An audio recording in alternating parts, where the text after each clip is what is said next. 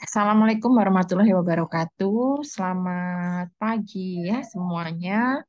Mohon maaf pada minggu lalu saya belum bisa hadir di kelas. Oleh sebab itu saya akan menyampaikan ya pada pertemuan ke-14 ya pada pekan lalu. Jadi kita masih ada dua pertemuan, yaitu pertemuan ke-14 dan pertemuan ke-15. Jadi ada dua pertemuan kita akan fokus pada topik bahasan kurikulum merdeka. Nah, apabila pada pertemuan-pertemuan yang lalu Anda sudah mempelajari mengenai pengembangan kompetensi inti menjadi kompetensi dasar menjadi indikator pada konteks kurikulum 2013, maka pada pertemuan 14 dan 15, belum nanti kita UAS pada pertemuan ke-16 ya, kita fokus pada pembahasan kurikulum merdeka. Nah, eh, pada pekan lalu saya juga sudah membagikan beberapa file di grup WhatsApp ya, dan juga nanti insya Allah akan saya unggah ulang di Elena agar bisa Anda unduh dengan baik, karena cukup besar ya ini kapasitasnya. Nah, hal-hal itulah yang akan kita bahas pada rekaman kali ini.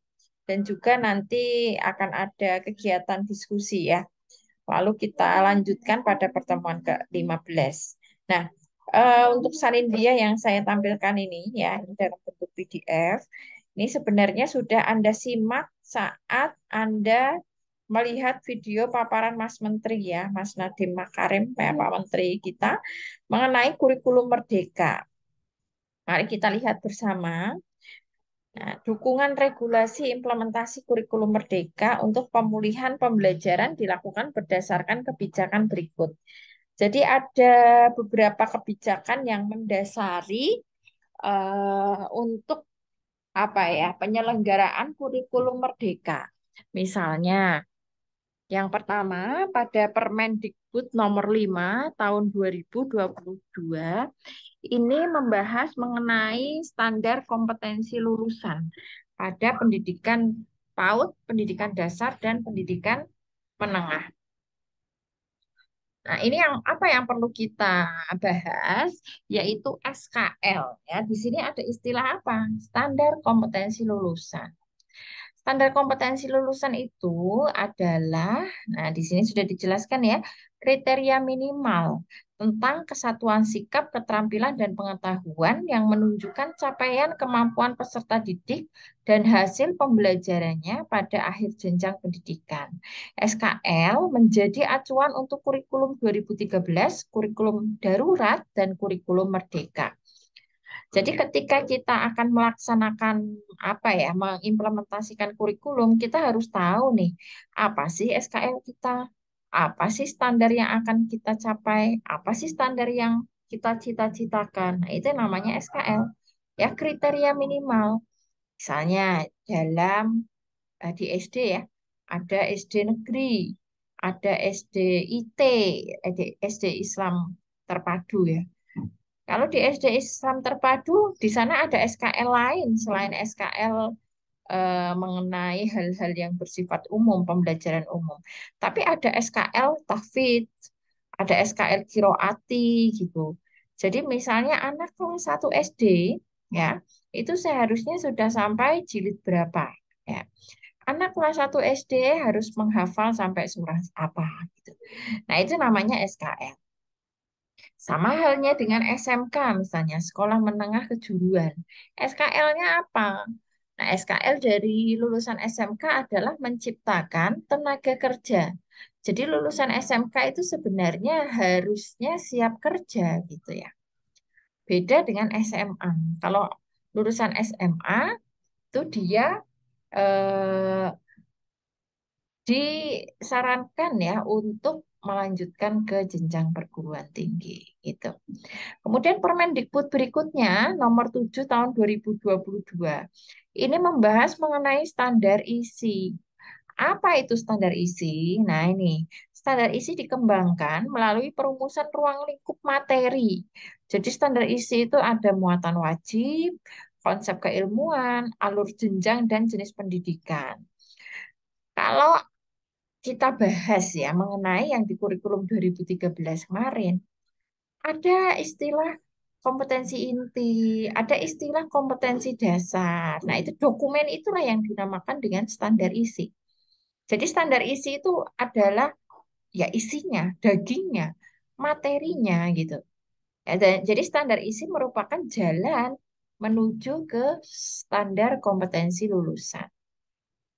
Kalau kita flashback nih ke pertemuan-pertemuan awal kita yang dulu kita bahas mengenai komponen kurikulum, ya komponen kurikulum itu ada apa saja? Ada tujuan, ada isi, kemudian ada cara, yang keempat ada evaluasi. Ya, jadi komponen kurikulum empat tadi, tujuan, isi, cara, dan evaluasi. Nah, tujuannya apa? Nah, tujuannya berarti bergayut pada SKL ini. Ya kan? Isinya apa? Isinya ya ada pada standar isi ini. Caranya gimana?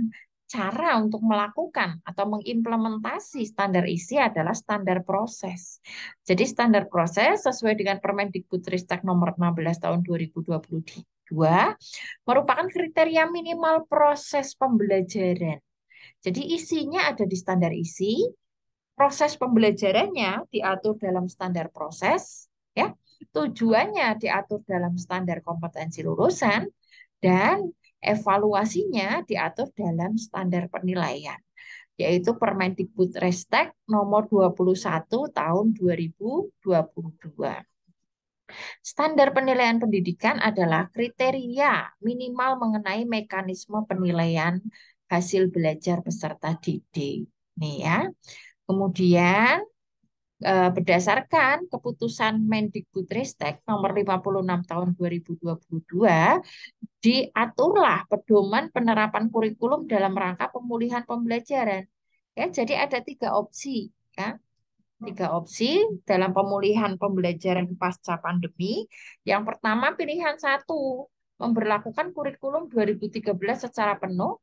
Yang kedua, memberlakukan kurikulum darurat, yaitu kurikulum 2013 yang disederhanakan. Yang ketiga, mengimplementasi kurikulum merdeka. Namun, pada saat ini, untuk implementasi kurikulum merdeka, baru sebatas pada jenjang kelas awal. Misalnya di SMP ya kelas 7, misalnya di SMA ya kelas 10. Yang kelas 11 dan 12 masih menggunakan kurikulum tahun 2013. Nah, beruntung Anda sudah pernah melakukan observasi ya. Jadi Anda sudah melihat kondisi di lapangan bagaimana ya, dan juga apa ya, implementasi kurikulum merdeka yang sebenarnya pihak sekolah pun masih meraba-raba gitu kan. Ini sebenarnya harusnya gimana gitu. Itu sebenarnya kita juga masih meraba-raba karena kurikulum merdeka itu tiba-tiba muncul begitu saja ya berdasarkan asesmen lapangan.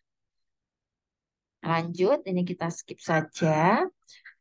Kurikulum Merdeka menguatkan orientasi pada pengembangan karakter dan kompetensi melalui penyederhanaan konten dan pemberian fleksibilitas.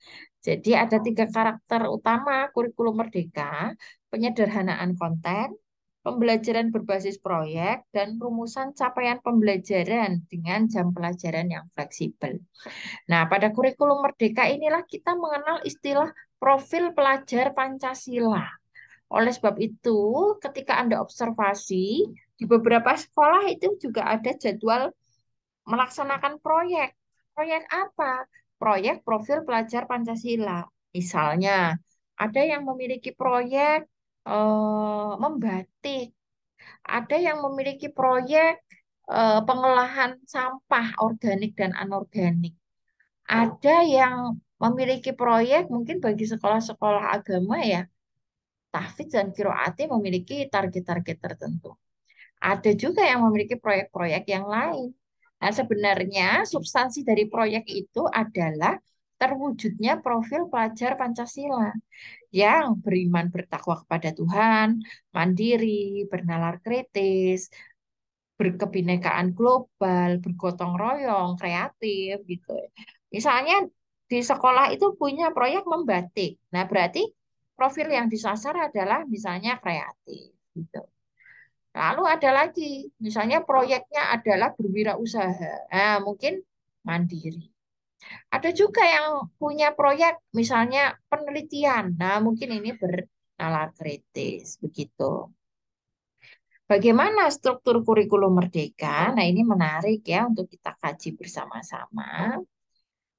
Ya, jadi struktur kurikulum merdeka dibedakan menjadi dua, intrakurikuler dan proyek penguatan profil pelajar Pancasila. Ini ya. Intrakurikuler maksudnya apa, Bu? Nah, intrakurikuler itu adalah implementasi standar isi yang tadi saya jelaskan itu ya. Ada yang namanya standar isi. Jadi intrakurikuler ya pelajaran yang ada di kelas itu ya berdasarkan kurikulum. Nah, tetapi proyek penguatan profil pelajar Pancasila inilah yang diimplementasi berbasis proyek tadi ya, yang sesuai dengan waktu yang sudah ditentukan ya. Secara pengelolaan waktu pelaksanaan proyek dapat dilaksanakan menjumlah alokasi jam pelajaran proyek dari semua mata pelajaran dan jumlah total waktu pelaksanaan masing-masing proyek itu tidak harus sama masing-masing sekolah. Nah, itu substansi dari kurikulum merdeka ya. Kemudian struktur kurikulum. Nih kurikulum PAUD tidak perlu kita bahas ya. Nah, berdasarkan ini ya, ada yang namanya fase ya. Nah, ini Pak PAUD, oke lah kita bahas sedikit. Nah, PAUD, pendidikan anak usia dini. Jadi kalau Anda punya adik umur 3 tahun, terus Anda mengatakan, adik saya sekarang sudah PAUD, ya betul ya. Tapi habis PAUD itu TK ya, salah. Jadi PAUD itu isinya ada KB dan TK. KB adalah kelompok bermain, kemudian ada TK. Setelah lulus KB masuk TK. Biasanya ada TKA dan TKB. Nah, PAUD itu jadi isinya ada dua itu ya. Jadi PAUD itu bukan yang pra-TK itu bukan. Itu yang biasanya salah kaprah. Kemudian struktur kurikulum SD. Nah, inilah yang kita mengenal ada yang namanya fase. Ada fase A, B, C, sampai F ya. Fase A itu untuk kelas 1, 2, fase B itu untuk kelas 3 dan 4, fase C itu untuk kelas 5 dan 6. Kalau zaman dulu itu untuk tingkat pembelajaran di SD itu dibedakan SD kelas rendah dan SD kelas tinggi. Kalau SD kelas rendah itu SD kelas 1, 2, 3, kalau SD kelas tinggi itu SD kelas 4, 5, 6. Tapi senyampang dengan diberlakukannya kurikulum merdeka ini ternyata dibedakan menjadi 3. Kelas 1, kelas 2 namanya fase A dan seterusnya ya. Tentu saja ini pembedaannya berdasarkan apa? Yang pertama berdasarkan kematangan tingkat emosional ya, tingkat kematangan emosional itu. Yang kedua berdasarkan tingkat kematangan intelijensi. Jadi berdasarkan kecerdasan intelijensi dan kecerdasan emosional. Nah, ini alokasi waktu tidak perlu. Kemudian struktur SMP. Nah, kalau di SMP itu masuknya sama-sama fase D. Nah, fase D itu kelas 7, kelas 8, dan kelas 9. Ada dua struktur kurikulum sama ya tadi. Ada pembelajaran intrakurikuler dan proyek penguatan profil pelajar Pancasila. Ya, alokasinya 25% dari jam pelajaran pertama. Nah, ini struktur, ini pembagian jam ya untuk SMP ini ada yang menarik karena bahasa Indonesia itu jamnya paling banyak loh. Nih, 180 jam. Nah, oleh sebab itu ini yang membuat animo ya mahasiswa eh, untuk masuk ya calon mahasiswa untuk masuk di jurusan bahasa Indonesia karena mata pelajaran bahasa Indonesia itu akan tetap ada apapun kurikulumnya gitu. Mengapa? Nah, karena ada dua sisi. Sisi yang pertama adalah dari sisi keilmuan. Kalau dari sisi keilmuan, kita lihat aja lah peringkat di PISA itu ya. Di PISA itu kan ada 3 hal yang dinilai. Yang pertama adalah numerasi, yang kedua sains, yang ketiga adalah literasi. Nah, jadi literasi itu di bidang bahasa ini tidak akan hilang sampai kapanpun, prediksi saya ya. Yang kedua pertimbangannya adalah politik bahasa nasional. Nah, politik bahasa nasional kita memang ada, kita menyepakati bahwa bahasa nasional kita, bahasa persatuan kita adalah bahasa Indonesia. Oleh sebab itu, eh, bahasa Indonesia, mata pelajaran bahasa Indonesia akan tetap ada ya sampai kapanpun gitu karena senyampang dengan politik bahasa nasional. Dan kalau Anda jeli ya bahasa Indonesia itu ada sejak jenjang TK sampai pada jenjang perguruan tinggi itu tetap ada mata pelajaran atau mata kuliah bahasa Indonesia. Kemudian kita lihat struktur kurikulum SMA. Struktur kurikulum SMA terdiri atas dua fase, yaitu fase E untuk kelas 10 dan fase F untuk kelas 11 dan untuk kelas 12. Jadi untuk fase E kelas 10 aja ya, F yang kelas 11 dan kelas 12. Nah, struktur kurikulum untuk SMA dibagi menjadi dua. Yang pertama intrakurikuler, yang kedua proyek penguatan profil pelajar Pancasila. Ini 30%. Kalau di SMP tadi 25%, kalau di sini 30% ya. Nah, kita lihat bagaimana alokasi waktunya mata pelajaran Bahasa Indonesia 108. Ya, ini juga tinggi. Loh, ini Bu ada 288. Loh, ini dibagi 4. Ya kan? Sosiologi, ekonomi, sejarah, geografi. Loh, ini 216 Bu. Ah, ini dibagi 3. Fisika, kimia, biologi. Jadi juara satunya tetap Bahasa Indonesia. Ini matematika juga sama ya. Jamnya banyak. Oleh sebab itu kebutuhan tenaga kerjanya juga diharapkan banyak. Tapi juga berbanding lurus dengan persaingannya gitu ya. Oke, kita lihat lagi.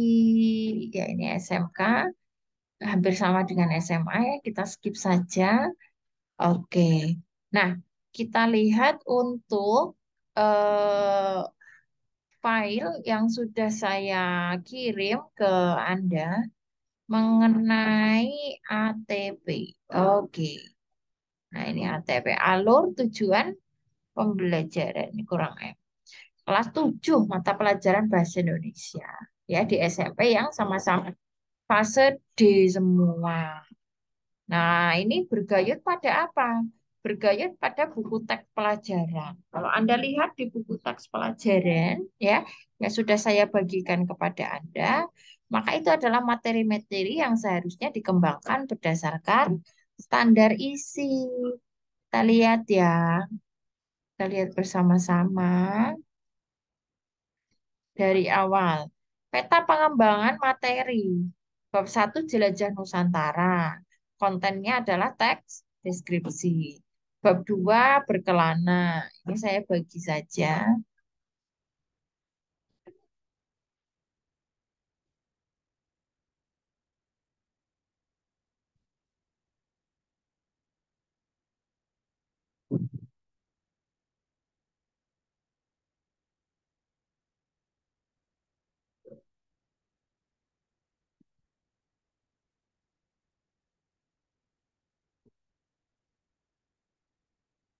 Nah, teks deskripsi, puisi rakyat, cerita fantasi, teks prosedur, ini kan jenis teks ya. Teks tanggapan, ingat bahwa dalam kurikulum Merdeka kita masih berbasis teks. Ada yang namanya genre teks, ya kan? Genre teks itu jenis teks. Nah, kita cek cek ya di sini ya. Tipe teks dalam di ATP ini toh kita lihat ya. Ini ATP kelas 7 fase D. Ini sebenarnya ATP ini ada di kelas 7, 8, 9 semuanya jadi satu di sini. Kita lihat jenis teksnya yang muncul di sini ya. Tipe teksnya ada tipe teks fiksi dan non-fiksi ya. Nah, audio dan aural dalam bentuk monolog. Kemudian dengan tipe teks deskripsi, narasi, puisi, eksposisi. Oke. Ya, kemudian teksnya apa lagi?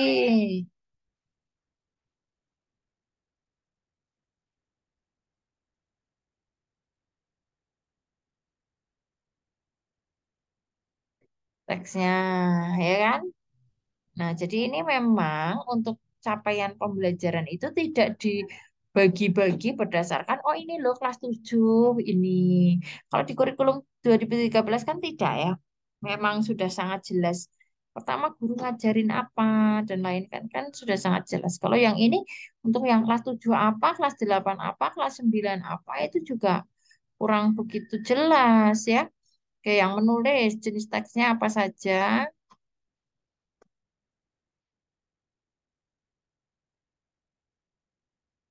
Peserta didik menemukan gagasan pilihan dan yang tertulis dengan tujuan logis dari menemukan hasil penelitian ya dengan menyampaikan rasa empati pro dan kontra secara isi teks multimodal. Mampu mengembangkan kosakata baru, makna denotatif.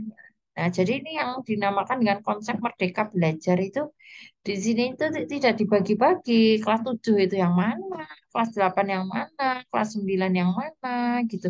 Urutannya bagaimana ya? Kita lihat yang ada di buku teks itu ya. Kalau di buku teks itu ya bab 1 teks deskripsi, bab 2 puisi rakyat, bab 3 teks prosedur. Nah, jadi bergayut pada buku teks pelajaran. Nah, kita lihat ya file yang lain. Oke. Nah, ini ya Bu Meina sudah cari dengan kelas yang lain. Oke. Nah, ternyata nih tipe teks itu kan tadi sudah ada ya kita bagi-bagi. Jadi yang muncul tipe teksnya ada teks non-fiksi, fiksi, teks deskripsi, narasi, puisi, eksplanasi, eksposisi, informasional fiksi, multimodal, prosa, puisi. Nah, tapi kok ya di buku teks kelas 7 muncul teks berita, teks prosedur, teks surat, teks tanggapan. Padahal di CP itu tidak ada. Ya, jadi teks ini tiba-tiba muncul begitu saja. Ini kan kita bertanya-tanya juga ya, munculnya itu dari mana. Nah, ini mungkin bisa menjadi diskusi lanjut kita atau Anda bisa melihat ya di apa di dokumen yang sudah Anda dapatkan pada saat observasi itu. Baik, kita akan lanjut diskusi pada pertemuan ke-15. Selanjutnya silakan Anda bergabung dalam forum diskusi Elena. Saya kira cukup sekian paparan dari saya. Wassalamualaikum warahmatullahi wabarakatuh.